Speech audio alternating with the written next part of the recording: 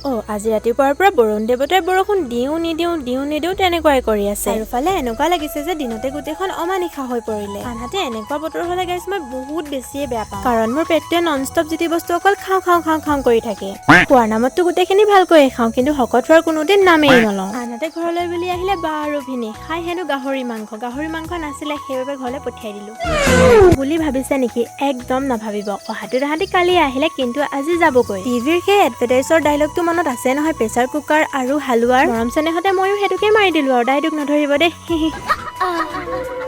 এইফালে চাদৰ তাদৰ হাতত লৈ ডাইৰেক্ট আহি পাই গলোহি পেহীৰ ওচৰত। পেহীক কলো বোলো কিবা এটা কওক। তেওঁ কৈছে বোলে হাই।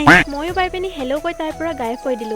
পেহীহঁতৰ মই ঘৰলৈ যোৱা নাছিলো, ৰাস্তাতে বাহঁতক বিদায় দিব গৈছিলো। আনহাতে একেথিৰে বহুত দেৰি বহি থাকিলে ব্ৰইলাৰটোৰ দৰে একেবাৰে ঠৰঙা হৈ যাওঁ। এইফালে আকৌ গছৰ পৰা ভুল কেইটামানো ছিঙি আনিলোগৈ। যিমান যি হলেও নিজৰ ঘৰৰ বস্তু কেইটাত বেলেগ এটা সোৱাদ পোৱা যায় নহয় জানো? বাৰু আজিলৈ আহিছো, বাই।